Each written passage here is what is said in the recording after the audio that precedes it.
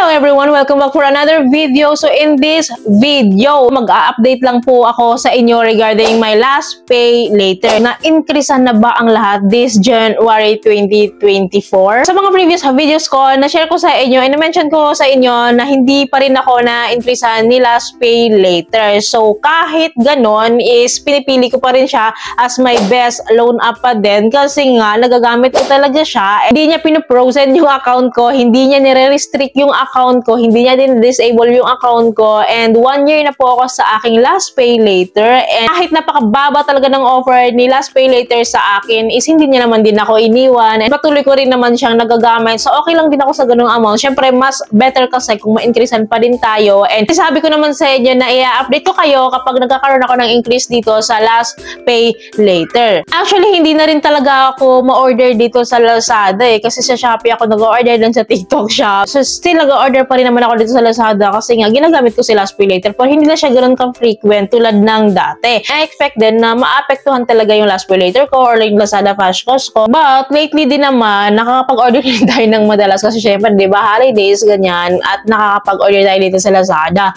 So siguro may factor yun na kung ba tayo na-increasean, pero kasi I thought mas increase to, parang promotion to ni Lazada during 1/1. Nagkaroon siya ng credit increase, yun yung tinatawag nga ng last pay later credit boost. Nagulat din ako kasi nag-inform sa akin si Lazada, nag-notify siya sa akin na nag-congratulate siya, then nakalagay doon na I have an increase nga daw, 2,500 nga daw yung aking increase. So ito daw yung credit boost na tinatawag. So, FYI, meron po akong original na offer na 2,500 pesos. Ang guarantee, may billing po ako, nagagamit ko po yun. Palit na lang din yung amount na natitira ko doon. Then nadagdag nga ito sa increase ni Lazada pay later, which is 2,500, pero na-double yung amount. So, parang lumalabas po na 5,000 na yung limit ko kasi 2,500 na offer nila original sa akin plus 2,500 na increase nila ngayon. So, para may idea kayo, ganyan po, ganyan yung itsura niya. So, nakalagay din naman siya dyan. And later, tatry natin gamitin yan. Gagamitin natin para makita natin kung visible talaga siya para gamitin to check out or to buy products dito sa Lazada. So, gagamitin ko po yan mamaya and let's see kung what will happen and i-share ko yan sa inyo. So, mag-order po tayo ngayon ng favorite kong brown rice. So, i-check out po natin. Ayan. So, baba lang natin para makita natin yung purchase details. So, sa may taas, nakikita nyo dyan yung payment method. So, naka-GCash shop, i-click natin tong view all methods para makita natin si last pay later. So, andito si COD, si credit card, si Maya, ganyan, saka si last pay later. Kung si last pay later yung pipiliin natin, then i-click natin tong select installment plan. Ayan, so, ito yung mga pagpipilian na months to pay, which is hanggang 12 months siya ha.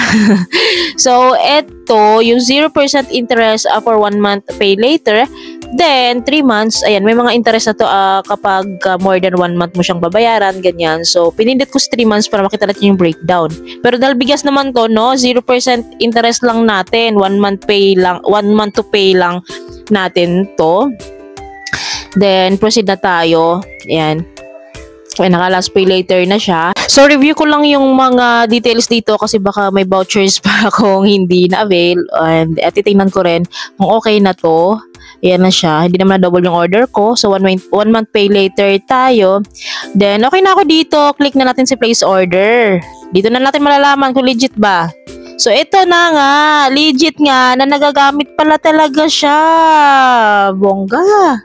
As you can see, nagamit po natin siya and nakita nyo naman kanina visible talaga siya to use sa payment method dito sa ating mga Lazada orders. So malaking bagay ito no kung gusto mo siyang bayaran ng long term. At least kahit paano mabili natin yung gusto natin o mga kailangan natin na kahit paano yung temporary increase na ito is malaking bagay para magamit talaga natin. Kasi hindi naman forever na nandito yung increase na yan. So makita nyo is yun yung bad thing doon is talagang may expiration siya. So may increase nga po tayo and nag-grantan po tayo ng increase pero limited time lang po. So binigyan po tayo ng duration until February 1, 2024. 2024. January pa lang ngayon, and iniisip ko kung gagamitin ko ba talaga siya o hindi. Paplan talaga ako na gamitin siya kasi sayang hindi naman siya palaging nandyan nga, and hindi ko alam kung magagrantan ulit ako. And sabi kasi nila, kailangan daw gamitin yon para mas malaki yung chance na may increasean tayo kasi sa mga pa-offer ni Lazada na ganun is parang kailangan daw natin i-grab para mas malaki yung chance na magkaroon tayo ng permanent increase. Siyempre, further benefit pa rin naman yun, na benefit of Lazada pa rin naman yun kasi tayo magbabayad pa rin yun sa increase na yun. Tayo utang pa rin yun, but we need to spend it wisely. Kung hindi talaga kailangan, so wag natin gamitin. Pero yun lang naman yung experience ng iba according din dun sa mga sources na nababasa ko. So kayo ba yung may mga credit boost dito? Nakakatulong ba talaga siya para magkaroon tayo ng increase dito sa Lazada, permanent increase, or gumanda yung credit score natin dito sa Lazada? Or may mga opportunities si Lazada na i-offer sa atin once na i-grab natin yung mga pa-promotion nila na ganito. So kayo ba? Ano ba experience nyo dito? Ano bang meron dito sa credit boost na ito? Kasi ako first time ko maka-encounter ng ganito. Sa Shopee kasi naka-encounter na ako ng ilang beses nito as pay later. Karoon din ako ng couple times ng increase doon talaga, and alam ko na kung paano gagamitin or gagawin doon. So dito kasi first time ko. Siyempre natuwa ako kasi nga hindi talaga ako nag-i-increase dito, as in steady lang yung amount ko dito, and may pagganto sila sa Lazada. Kaya first time ko talaga, so please enlighten me mga naka-experience dito. Kung ano ba talaga to, ano bang purpose nito, ganyan. So let's see. You can comment down below sa mga may credit boost dito and magkano credit boost nyo kay Lazada Pay Later so that I know and para may idea rin ako. Yun lamang po. I hope may natutunan kayo sa video ito. Bago ka umalis sa channel ko, please don't forget to like, share, and subscribe, and click yung bell button para updated kayo sa mga bago ko pa po mga videos like this. Thank you for watching this video. Bye!